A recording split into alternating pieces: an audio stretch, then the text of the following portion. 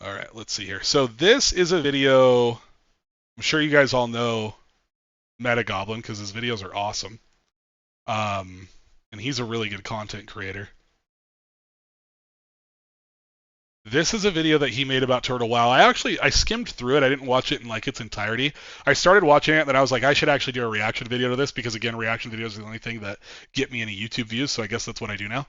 Um, and while I really like MetaGoblin, I think he has some pretty not great takes in this video. So we're gonna do a reaction to it, and I'm gonna disagree with him.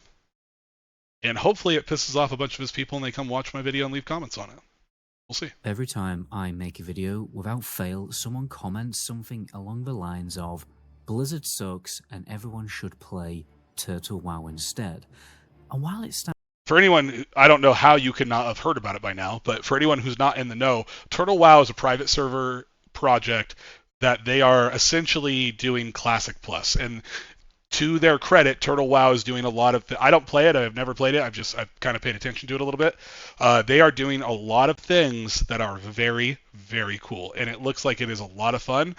I could definitely see why people would prefer to play Turtle WoW over any other version of Classic that's currently out. I tend to not like to play on private servers. I played a bit on Nostalrius back in the day, but I like the security of knowing that the progress that I make on my character is not just going to be erased because they get shut down or because they sell the project to somebody or whatever, right? So I like to play official products as much as I can. So I haven't touched Turtle WoW, but Turtle WoW has been a wildly successful private server, at least in the realm of how popular private servers are, which is, in the grand scheme of things, not very popular. But starting to sound a bit like a broken record, I think it's worth discussing why a private server like Turtle WoW continues to thrive and how it compares to Season of Discovery. At their core, Season of Discovery and Turtle WoW are competing products. They both cater to the same audience and offer a fresh take on classic WoW. But why is Turtle WoW thriving? Now, I know a few of you guys are into Warhammer 40,000, but many of you probably don't know about Warhammer 40,000 Tacticus. If you want fast-paced tactics, so what's the meta here for reaction videos? Am I supposed to? Can I fast forward through this, or is that like BM? Am I supposed? I think I'm supposed to just let this play, right? That's sort of like the deal. You react to the video, you got to let their ads play. Go battles at the palm of your hand. Warhammer 40k Tacticus is the game you need to check out. This game lets you assemble and lead over 80 legendary champions from 18 different factions. Personally, I love the Black Legion the most with their Blood Angels and their brutal melee attacks, and the jump pack mobility make them so fun to play. You can battle against players worldwide in high-stakes PvP or team up in an epic guild campaign. I love PvP co-op mode the most because of the intense 1v1 duels. It really is a throwback to those old strategy games we all used to play back in the day. But no matter what, it really looks like there are some intense 1v1 duels going on here. You can skip. I've seen it both ways. I feel like I should watch them. Is next level. And the best part about the game is that the devs keep it fresh with new content, game modes, and events all the time. No stale metas, just non-stop action and updates. The game has an average rating of 4.5 stars on app stores. It really is the go-to mobile game right now for first-class tactical gameplay. Be sure to check out the description down below for a download link and use the code HELLOMAR for a really good starter pack straight away when you jump into the game. But anyway, let's get back to the video. Private servers have always had smaller. We are supporters of Warhammer 40k in this community, in the classic Andy community. That does not look like a game that I personally would be interested in, but you know. Communities, because let's be honest, most MMO players want their progress to be permanent and just don't like the idea of playing on a private server. We like knowing that the time we invest into a character won't just disappear if a server shuts down. That's why it's surprising that Turtle WoW has maintained a solid player base for years, when most private servers fizzle out within 6 months. Exactly like I said, right? Like, people don't want to feel like they're, the year that they put in the game can just be like Thanos snapped out of existence because they push it too far and get hit with like a cease and desist or whatever. Like, that sucks. In fact, the only private servers that have really stood the test of time are Warmain, Ascension, and Turtle WoW. Most others rely on the fresh server cycle to bring players back, only to see them leave again shortly after. Meanwhile, Season of Discovery saw an explosion of popularity at launch, but it hasn't been able to maintain that same level of hype. even with new content like Karazhan Crypts and the upcoming Scarlet Enclave rave. Did I say rave then? That sounds amazing. Scarlet Enclave rave. The player base hasn't seen a Just imagine me in there, vibing with Whitemane. Got two little bad bitches on my side. Little scarlet hotties. significant resurgence. You'd think these updates would bring players back, but for some reason they just haven't. Now, obviously, Season of Discovery has a much larger player base than Turtle WoW, but when you compare Turtle WoW to other private servers, and Season of Discovery to other versions of WoW, Turtle WoW is holding its own. So that is a weird comparison. So what he's saying is, if you compare Turtle WoW to other private servers, in contrast to Season of Discovery with other versions of World of Warcraft, it's doing well. It's holding its own, right? But I feel like that's a very strange comparison to make. There's obviously a lot of issues there because, like, the retail community and the classic community are completely separate of each other. And retail's a very big game. Like, despite what people say about it, myself included, retail is a more popular game than classic. Like, it's very, very popular. It's a huge game, right? I believe the number one MMO in the world is retail. The number two is Final Fantasy XIV, and I think the number three is classic. So, like, they're very different player bases. And, like, the people who play classic would never play retail, right? It's also a paid version of the game. There's also like a ton of people who would just never play a private server. Because if you guys don't know, the things that you have to do to play a private server, I wouldn't say they're hard, but it's a little bit involved. Like, you have to download a private client. You got to connect to the correct, I think it's like the server address. You have to get that information. So you got to do like things that your average like gamer dad, classic Andy, right, is not really going to do. I think it's really, really difficult to compare the two games like that. So why is that? One of the biggest criticisms of Season of Discovery is how it changed class design. A major appeal of Classic WoW is that classes feel unique and aren't overloaded with abilities. But when you start putting in spells from later expansions, suddenly every class has the same toolkit. And then you run into the same problem as Retail WoW, where classes lose their distinct identity. Now, Turtle WoW took a very different approach to class design. This is such a legitimate complaint about Season of Discovery. It's one of the things I really, really don't like about the game. They have added so much stuff, and they know this, right? Like, they have admitted we went too far. Like, we were sort of limit testing. They wanted to see how much stuff they could put into the game before it kind of didn't really feel so much like Classic. I think they found that. There's way too many runes in the game. There's way too many extra abilities. Each class is way too kitted out. It doesn't feel like the classes have been completed. It feels like they've been completed, and then you went further and gave them more stuff. So, yeah, I don't think that this critique is off. It did change the secret sauce of Classic too much and got us too close to like a Cataclysm or Mist of Pandaria type product in regards to like how the characters play and the access to the abilities that they have. Instead of completely overhauling abilities, they made subtle yet meaningful improvements, fixing what most classic players already disliked about vanilla classes. In vanilla WoW, certain specs were outright useless, and the most optimal way to play your class was very often just spamming a single ability for the entirety of a raid. Not exactly thrilling gameplay. Turtle WoW changed that. They buffed meme specs, adjusted talent trees, and improved abilities to make them more than just one-button rotations.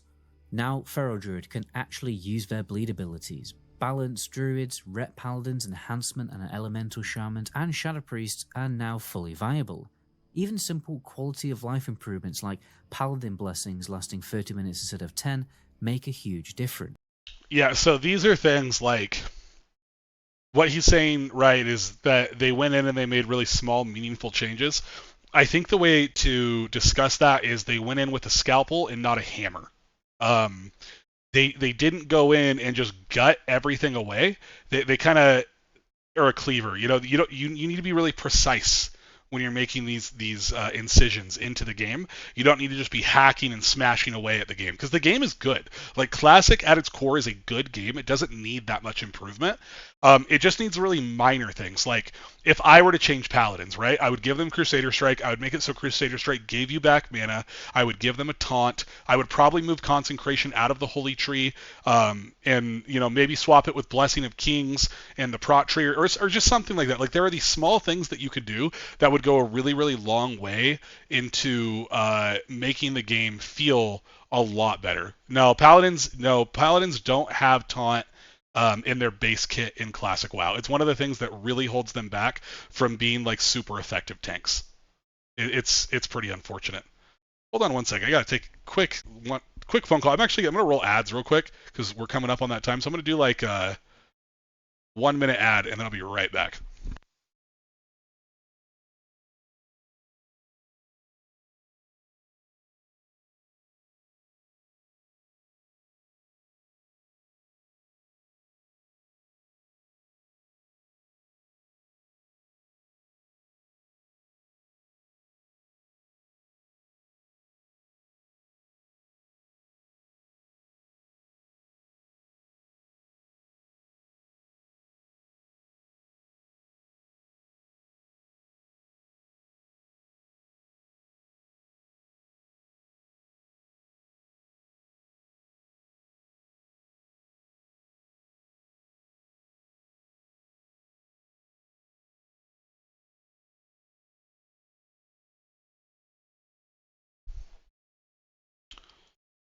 All right, we're back. Little sister called me. Got to take the call from the family. No, Paladins don't have taunts in their toolkits, and it's super annoying, and it makes them very bad. They have some other issues too. They go all the time. Crusader Strike would obviously help both Ret and Prot with that, or even giving them like the Hand of Reckoning change that they did in Season of Discovery, where they get mana back based on how much they get healed. That's not a terrible idea either.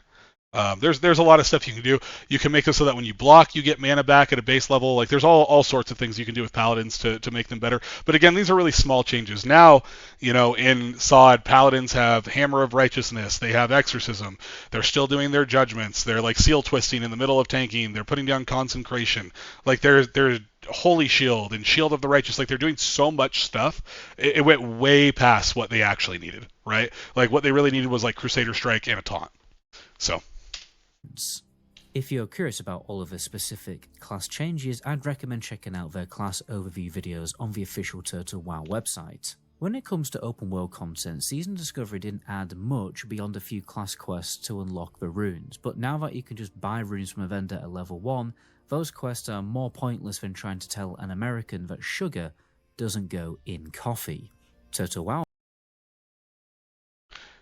These Brits think that they're slick, dude, talking trash, but, first of all, scoreboard. Second of all, what do you think milk is that you put in coffee? Why do you think you put that in coffee? Do you know how much sugar is in milk? That's an L take. L take from the Europeans, once again.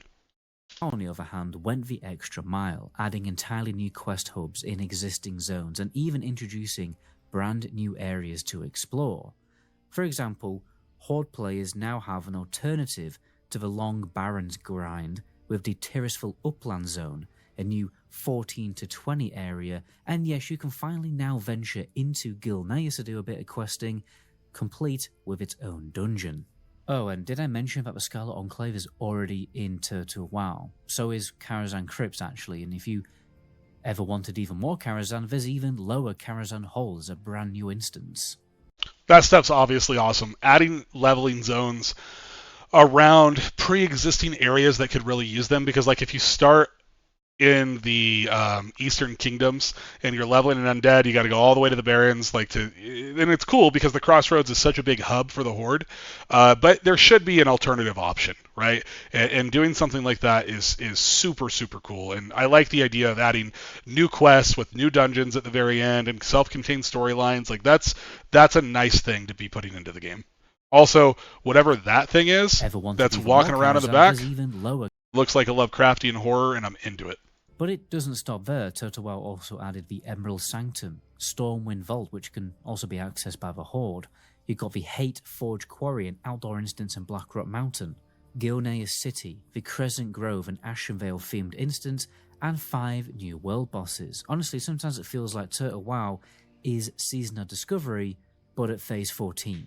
It's that much further along, pragmatically, literally, intellectually, spiritually, philosophically, and now I'm really talking shit. Even the... I mean, to be fair, like, right? When did it come out? Episode 1 will be released July 5th, 2021. I don't know if that was the actual release date of Turtle WoW, but like,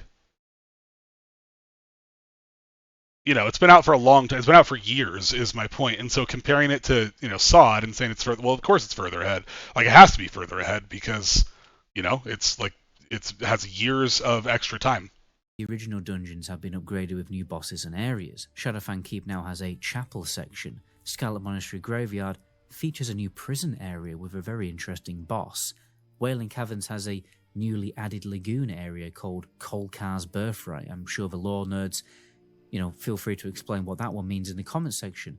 And Dead Mines now includes a harvest golem foundry and a laboratory. And of course, the itemization has also been reworked. Formerly underwhelming items like Shadowfang and... not Shadowfang, sorry. That's actually a pretty good ability, actually, and it's not even an ability, it's a weapon. Really stumbling here. Items like Shadow Strike and Thunderstrike got buffed. The meme specs now have... You know, one of the things that... another critique I have of Season of Discovery, and I don't know if this has happened in Turtle WoW because I don't play it, but like, bad items are really important to the game. It's important that not every item is like this incredible item. Thunderstrike, Vendor Strike, as it were, is probably a little bit too far into that regard. It's like probably too bad.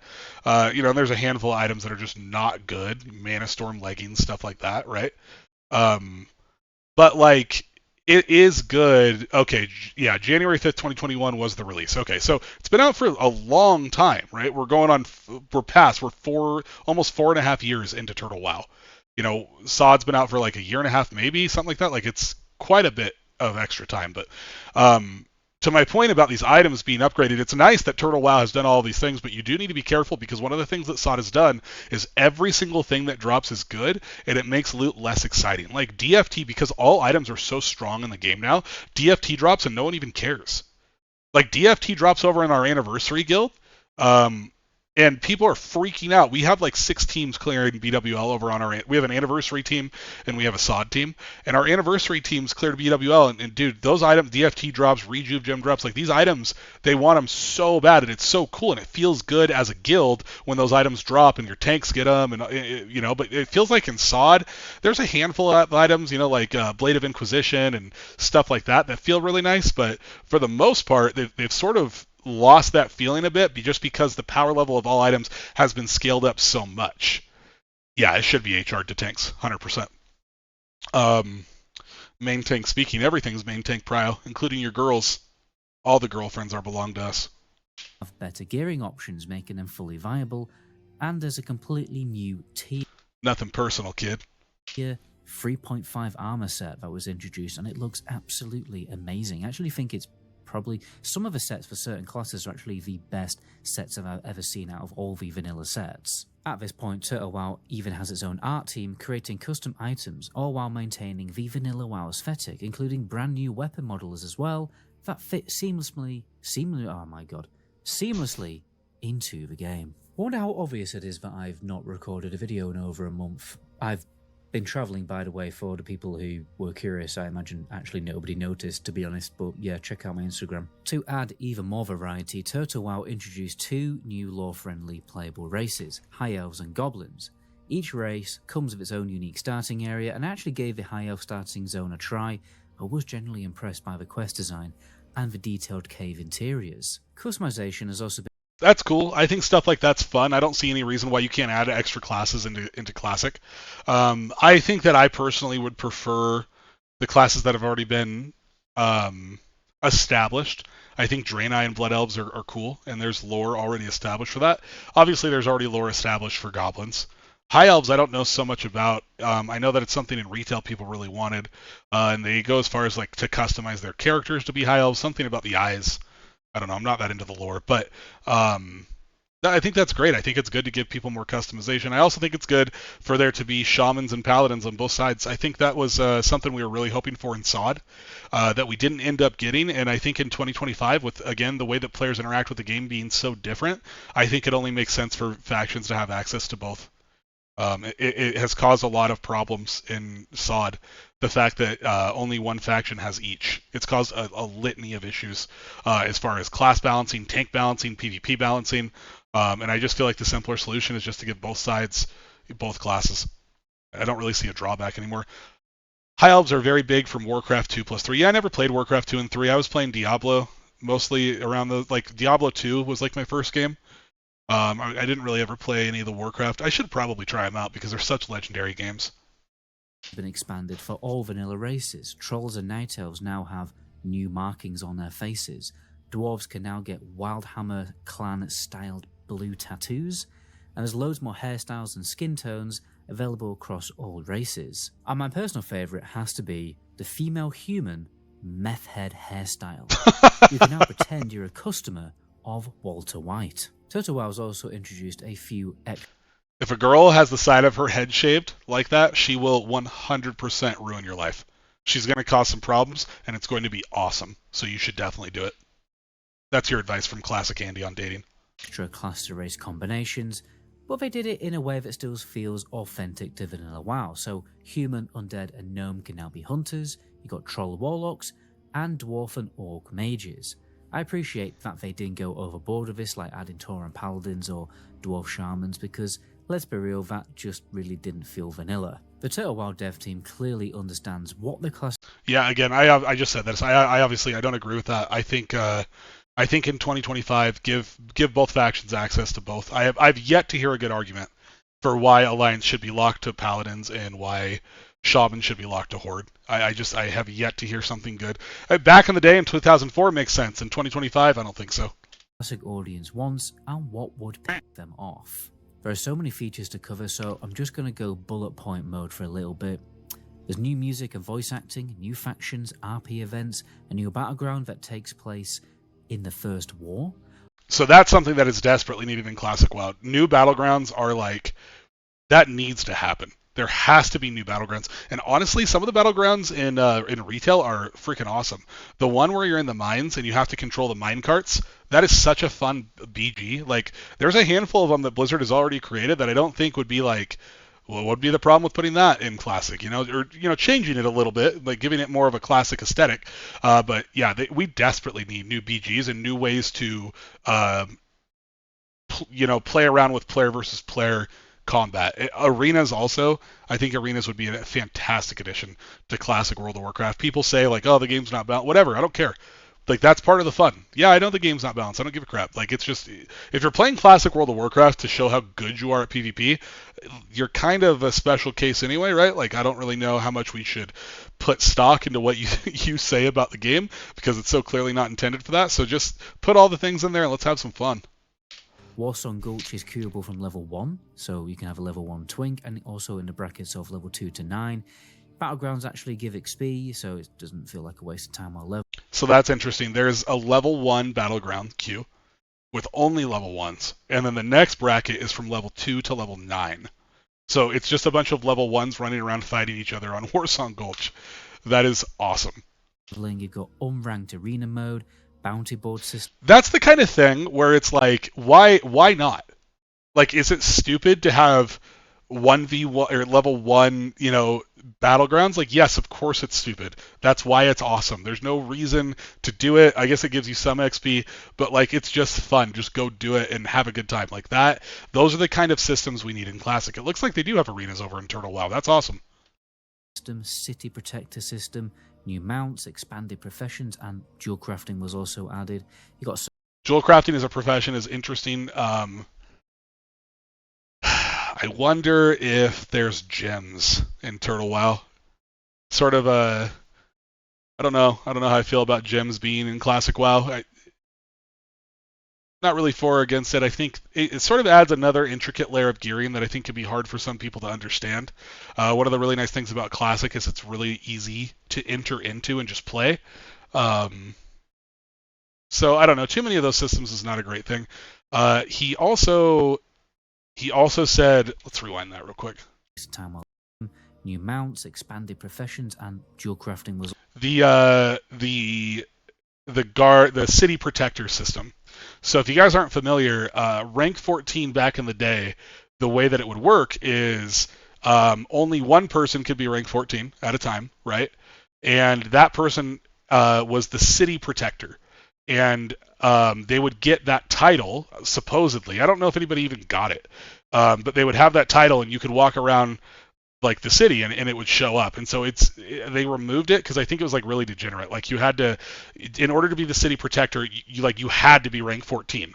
And so if you hit rank 14, you'd have to basically grind it out another week if you wanted to stay city protector for additional weeks, which is, I mean, hundreds of hours of PvP. Like that's insane. But the title of City Protector is a really cool thing to put in the game. As long as you protect players from themselves, maybe don't let them have it concurrently, or really tone down how much PvP you need to do in order to get it, or make the PvP more fun that you do have to engage with to get it. But having things like that I think is awesome. Like it'd be cool to see a player in town when you're walking through Stormwar and be like, dude, City Protector, like holy crap, that guy freaking PvPs nonstop. That's crazy, right? Things like that are cool. I like stuff like that. was also added. You got survival mode and gardening. That's interesting. Okay, so this is what I talked about this earlier in the stream. So survival. That's interesting. Visit Stranglethorn Vale, speak to SJ and Rufus Hardwick, a Nesting Wings expedition for your intensive training in survival. You learn how to make a dim torch to brighten up your night and grant +4 spirit for your party while held. How to build a simple fishing boat to catch the most tasty fish right in the middle of the lake. Fishing on the boat gives you +50 fishing bonus, lasts 60 minutes. That is amazing. What a cool system to add to the game. How to build a traveler's tent to have some rest during your journeys. The tent lasts 20 minutes and gives you resting bonus while you're inside. Your rested experience will increase faster. This speed is accelerated with more talents placed next to each other, scaling, or more tents placed next to each other, scaling up to 5 tents. That is so cool, man. Wow. So you just basically have like a whole encampment of tents, and like you're all kind of camping together. How to create a bright campfire for you and your fellas, which provides +8 spirit to you and your party. How to make an iron lantern to lighten up the dark forest during your adventures, lantern oil not included. How to make a pair of Murloc flippers that grant you small amounts of all stats and increase your swimming speed while worn. How to repair broken electro lanterns to make your own repaired electro lantern that grants you and your allies +4 spirit, just like Dim Torch, and adds a zap to your melee attacks, with the added benefit of never running out of fuel, perfect for the seasoned adventurer. How to make simple wooden planter for your general gardening needs. You can see more details about gardening below. That is fantastic. Those systems, that is so cool. Like, wow. I didn't know that. I don't know why he didn't stop the video on this and talk about this, because this is like amazing. The fishing boat thing, particularly if you can go out there with a buddy and you guys can fish together, super cool. The tent, like you can make an encampment. These are the kind of systems that, like, do you really need to engage with any of this? Like, probably not. None of this is probably important for in-game progression. But the fact that you can have it is such an immersive thing into an MMORPG.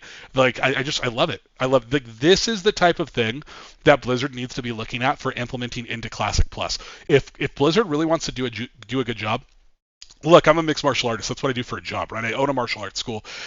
Competed in mixed martial arts most of my life. Corner fighters all the time. And in mixed martial arts, we don't invent anything. We just steal stuff. We like that. What is Taekwondo doing? If they have anything good, not a whole lot, but we'll take the kicks, right?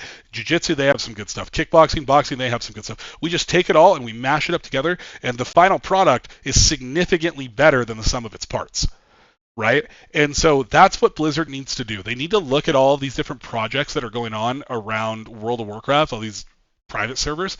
They need to copy these ideas. There's zero shame in that. That was what made Blizzard initially. They didn't come up with any new unique ideas, right? They had a real-time strategy game, they had an action RPG, and like that was basically it, right? They had Diablo and I guess StarCraft and Warhammer. Like that was all they had.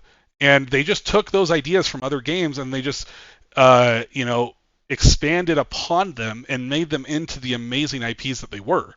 That's what they need to get back to doing. They need to find these ideas that other people have come up with, add them to their game, and then expand on them and make them even better. But this stuff would be phenomenal in Classic Plus. The Chrono Boom Displacer was added to the game. There's You just skip right past that. I want to see. gardening. I want to see the gardening here.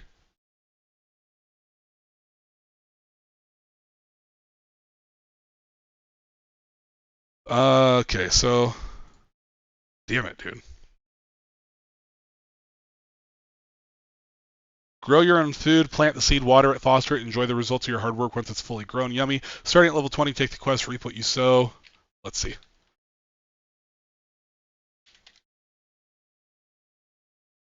I guess this would have been an easier way to do it. How does gardening work? Starting at level 20, take the quest, you reap what you sow in Elwyn or Mulgore. This little adventure will teach you where to get 4 types of seeds with an accelerated growth rate. After receiving a brand new shiny shovel and your first wooden planter, you'll be ready to grow your first pumpkin. How? Make sure to have enough refreshing spring water, Ngoro soil, and of course seeds with you. Place the Ngoro soil and the seeds carefully in your planter and be prepared to wait. Every 9 minutes, you'll have to water or fertilize the sproutling and then harvest it. You must have survival skill 100 to get started in gardening. Okay, so the two complement each other. That's cool.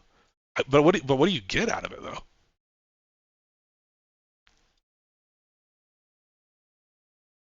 though? It must give you buff food or something like that. But I mean, that is fantastic. Stuff features like this, man. I can't say enough positive things about them. Put all of the stuff into the game, all of it. If people don't want to interact with it, they don't have to. Like, don't tie this to any player power or progression whatsoever. Just put all of this stuff into the game. Oh, we're still muted. Like hardcore and the Chrono Boom Displacer was added to the game. There's new leveling challenges like hard. So there's hardcore. When your character dies, it ends the game for you. Dead characters remain locked on a selected screen and unavailable for playing as long as you don't delete them. Characters above level 10 will be displayed on your scoreboard. You'll be able to trade items and gold only with other hardcore characters as long as the difference between your levels isn't higher than 5. You will be able to group up only with hardcore characters as long as the difference between your levels isn't higher than 5. Hardcore characters cannot trade nor buy at the auction house. They cannot use mail. They can use mail but with no attachments. It is strictly forbidden to multi-box if either of your characters is undergoing a hardcore challenge. Hardcore characters are not permitted to get assistance from players outside of their group. That's cool. What do we got underneath this? Inferno mode, otherwise known as HC60. This is a max level continuation of the hardcore challenge. Upon reaching level 55, an attunement questline will be unlocked, which allows players to opt into Inferno mode. Upon completion of the questline, players will gain an Inferno effect, allowing them to continue their hardcore challenge at max level and remain part of the hardcore ecosystem. That's cool. Hardcore and some other ones actually, and much, much more. At level 60, you'll be rewarded with the Immortal, Unique Tabard, and Mount. Damn, dude, that is sick. Wow. They give you a tabard for classic, which there's not a lot of cool ones, and they give you a mount. That is insane. Talk about an achievement. Like, you want to get people to play hardcore and engage with it, give them a mount on a server with non-hardcore players that they can show off and say, look how good I am. That's how you do it, man. Turtle WoW is freaking sick. Like, I didn't realize it was this good. This is so good. So when we compare Season of Discovery to Turtle WoW, it's pretty clear why Turtle WoW is so talked about and adored. Now, I already know that some people are going to be saying in the comment section, well, Season of Discovery is just a test for Classic Plus. The real Classic Plus will come later. To those people I ask, why did Blizzard even feel the need to test whether players wanted Classic Plus? I've said this on stream a lot, but I don't know if I've said it in the video, so I'll say it now. Season of Discovery was the most pointless test that never needed to happen. Completely incorrect. Completely incorrect. So, okay. Blizzard is...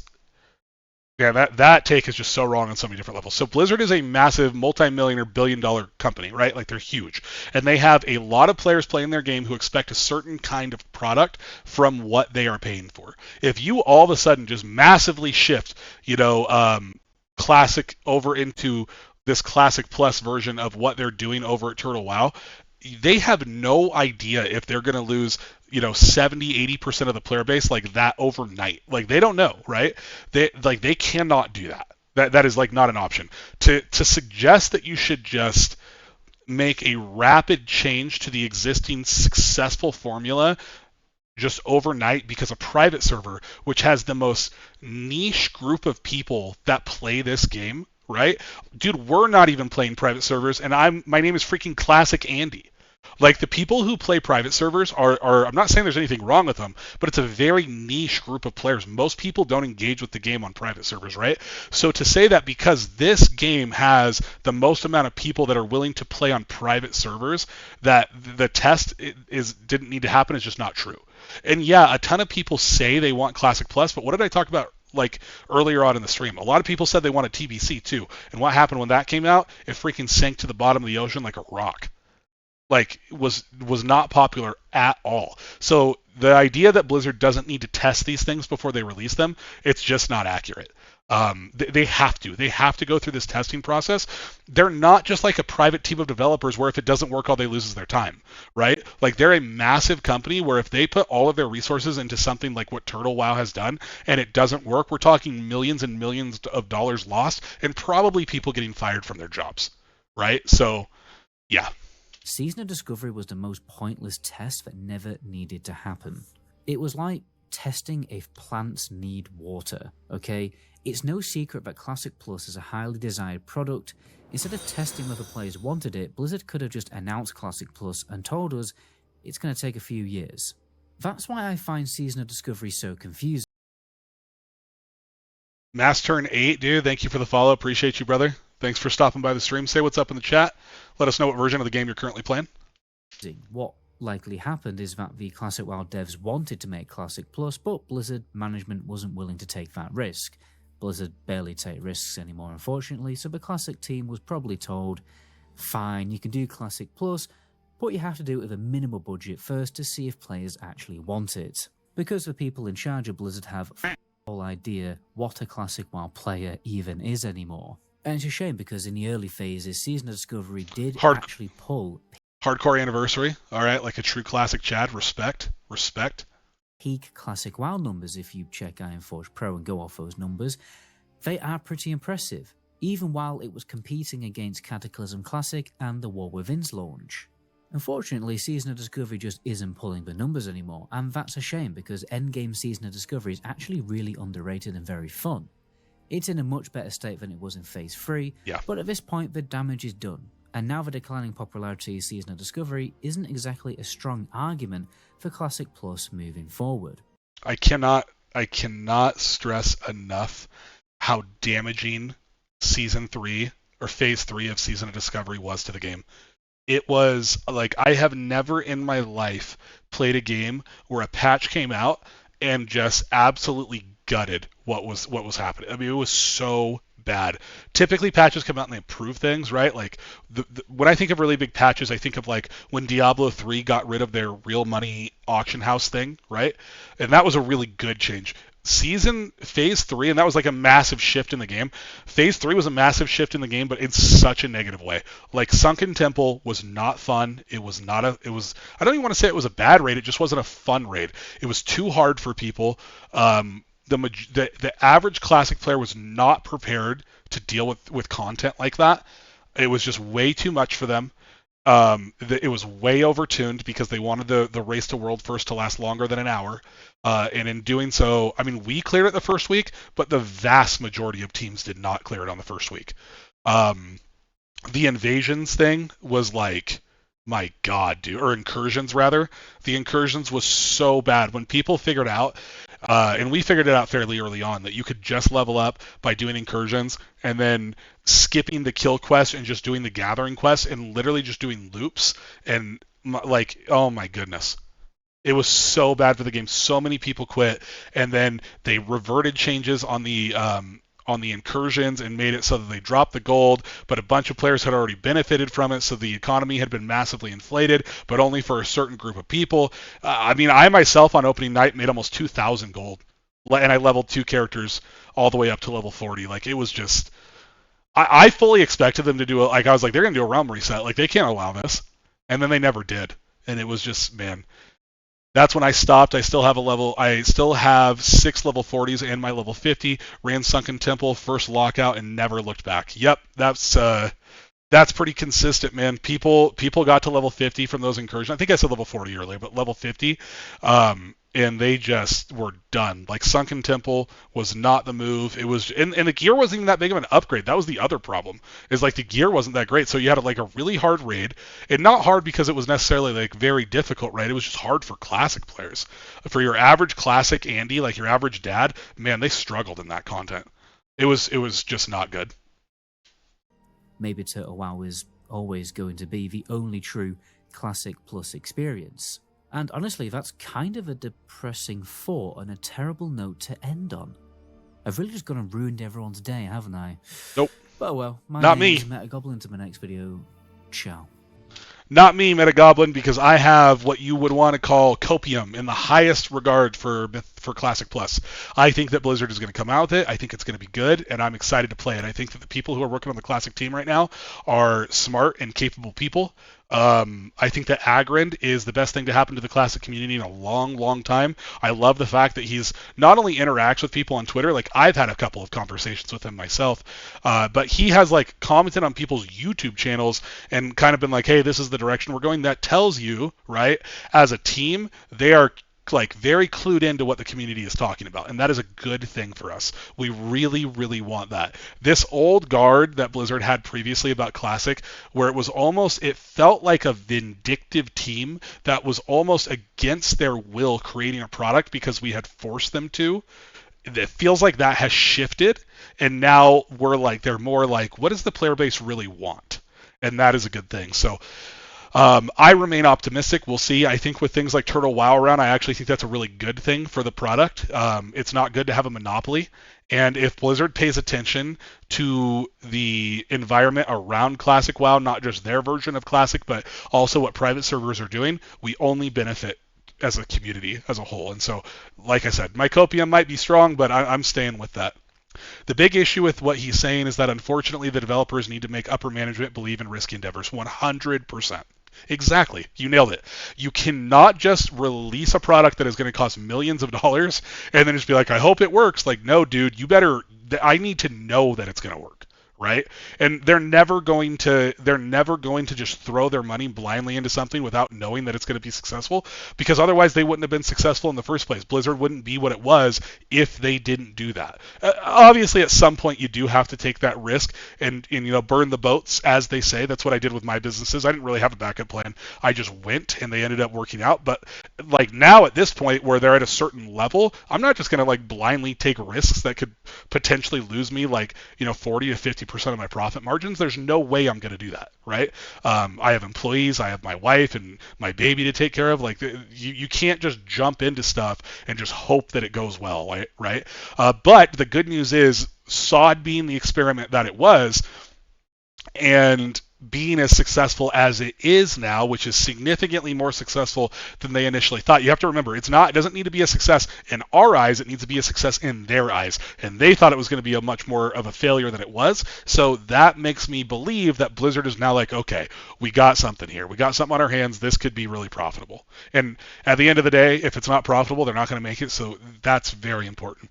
I see it all the time in maintenance in the Air Force. Yeah, well, the military is a totally different beast. They waste money on everything, right? Government in general, because they don't really have to be competitive with anything. But yeah, anyway, I won't go off on my PSYOP small government. We'll save that for another video. Obviously, you guys probably know MetaGoblin, but if you don't, he makes really, really good WoW content. And these Lord of the Rings videos he's been doing lately have been really fun to watch too. It's interesting to see these old RPGs be rediscovered on these private servers. It's been pretty cool.